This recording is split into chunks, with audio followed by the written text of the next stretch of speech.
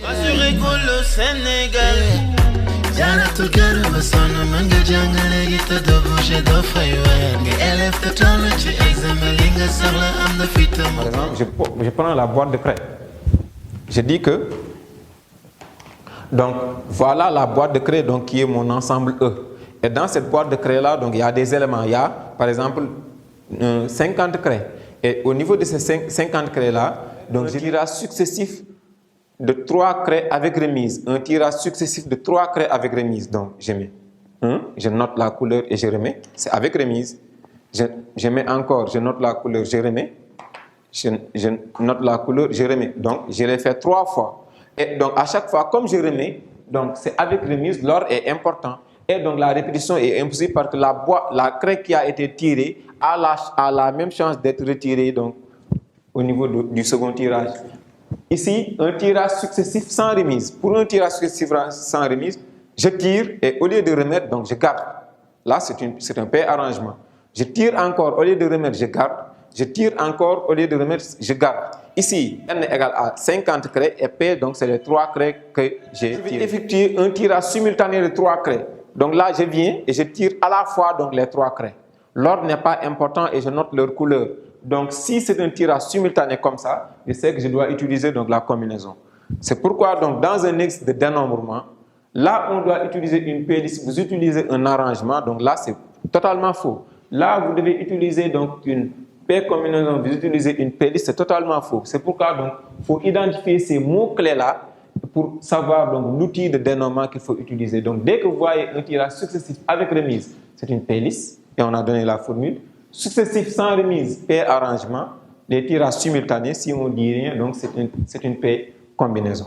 Maintenant, on va donner donc un exemple beaucoup plus pratique donc, qui va nous permettre de faire donc, les calculs de CNP, des calculs de ANP et les calculs de N à la puissance P. Voilà, on va faire des exercices d'application donc, par rapport au cours qu'on avait fait dans les vidéos précédentes. Maintenant, le premier exercice d'application, c'est quoi? Calculer le nombre d'anagrammes des mots suivants. Le mot boy, le mot Covid et le mot Sénégal. Maintenant, l'anagramme de mots, donc là c'est de la grammaire, l'anagramme de mots c'est le nombre de permutations. Donc c'est de permuter, par exemple, si je veux avoir l'anagramme du mot boy, c'est de permuter donc les lettres du mot boy, sans tenir compte du sens bien sûr. Maintenant, j'écris un autre mot de 4 lettres avec les mêmes lettres du mot boy, c'est ça l'anagramme de mots. Donc c'est de permuter les lettres d'un mot sans tenir compte du sens. Par exemple, donc, comme si c'est une permutation des lettres du mot boy, donc toutes les lettres sont en mouvement. Comme toutes les lettres sont en mouvement, et on avait dit qu'une permutation, c'est quoi? C'est un arrangement, donc n égale à p. Ici, le nombre donc, de lettres disponibles du mot boy, c'est 1, 2, 3, 4. Donc si en dénombrement, le nombre d'éléments disponibles, on l'appelle n, donc n égale à 4. Le nombre d'éléments choisis, donc c'est le nombre d'éléments qu'on va choisir parmi les lettres du mot boy. C'est toutes les lettres qu'on va permuter. Donc là, ici, n égale à p et l'ordre est important. Donc on a 1, 2, 3, 4. Et le nombre de permutations de n lettres, donc c'est n factoriel. Donc les lettres du mot boy, c'est 4 factoriel. Factoriel 4. Donc ça se calcule comment? Donc on met 4 d'abord et on décrémente, on descend toujours. Fois 3, fois 2, fois 1. 4 fois 3, 12, fois 2 égale à 24. Donc le nombre d'anagrammes donc, des lettres le nombre d'anagrammes du mot boy, c'est 24 anagrammes. Par exemple, le mot Covid. Le mot Covid, donc on va compter combien de lettres donc, contient le mot Covid. C'est 1, 2, 3, 4, 5 lettres. Donc voilà, on va déterminer le nombre d'anagrammes du mot Covid. Donc le nombre d'anagrammes du mot Covid, il faut compter le nombre de lettres donc, qui forment le mot Covid.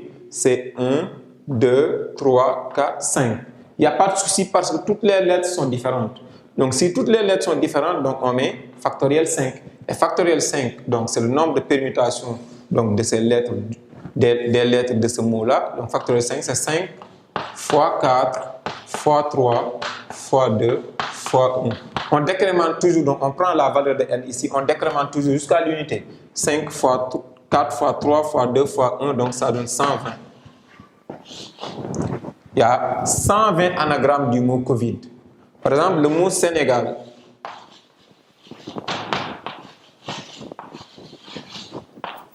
le nombre d'anagrammes du mot Sénégal, naturellement, on compte le nombre de lettres du mot Sénégal. 1, 2, 3, 4, 5, 6, 7. Normalement, on devait mettre 7 factoriels. Mais attention ici, parce qu'il y a des doublons, il y a des lettres qui se répètent. Donc, s'il y a des lettres qui se répètent, on divise toujours par le nombre de ces répétitions en factoriel. Ici, donc, il y a accent aigu, Sénégal, donc il y a 2 accents aigus. Leur permutation donc, ne donne rien, donc on met sur 2 factoriels. S'il y a d'autres lettres qui se répètent aussi, donc on allait mettre encore sur le nombre de répétitions factorielles. Donc 7 factoriels sur 2 factoriels, donc si on décompose ça en 7 fois 6, on décrémente toujours fois 5, fois 4, fois 3, fois 2 jusqu'à 1, divisé par 2 factoriels aussi, c'est 2 fois 1. Et donc le nombre de permutations, c'est 2, 5, 20. 2620 permutations possibles du mot Sénégal. Voilà donc comment on détermine donc le nombre d'anagrammes d'un mot. À chaque fois, on compte le nombre de lettres du mot. Il n'y a pas de souci si les lettres sont différentes. Mais s'il y a des lettres qui se répètent, on compte le nombre de lettres du mot, on le met en factoriel et on divise toujours par le nombre de lettres qui se répètent à chaque fois. Toujours donc au niveau des exercices d'application du cours des vidéos précédentes, donc on va aborder donc l'exercice d'application 2. L'exercice d'application 2, on a dit quoi? Une urne contient 5 boules blanches, 2 boules noires et 3 boules jaunes. Donc voilà le contenu de l'urne. Donc au niveau du contenu de l'urne, il y a toujours donc, le nombre d'éléments qu'on manipule. Donc ici, premièrement, on tire successivement avec remise. Voilà la nature du tirage. C'est un tirage successif avec remise. C'est des mots-clés qui nous permettent d'avoir l'outil de dénombrement utilisé. On tire successivement avec remise 3 boules de l'urne. Donc, pour bien faire l'exercice, on va résumer d'abord. On a dit, l'urne contient 5 boules blanches. On va dire le nombre de boules blanches, c'est 5. Le nombre de boules noires, elles sont combien? Elles sont 2. Et le nombre de boules jaunes, elles sont combien? Elles sont 3. Comme ça, le nombre de boules disponibles dans l'urne, on l'appelle petit n, égale à 5 plus 2 plus 3. Donc, on a 10 boules dans l'urne qu'on manipule. Donc, il faut toujours, dans un exercice de dénombrement, donc, identifier le nombre d'éléments disponibles, le nombre d'éléments à manipuler. Donc, c'est 10 éléments dans l'urne. Et ces éléments-là sont composés de 5 blanches, 2 noires et 3 jaunes. Certainement, si c'est un tirage au hasard, ces boules seront indiscernables au toucher.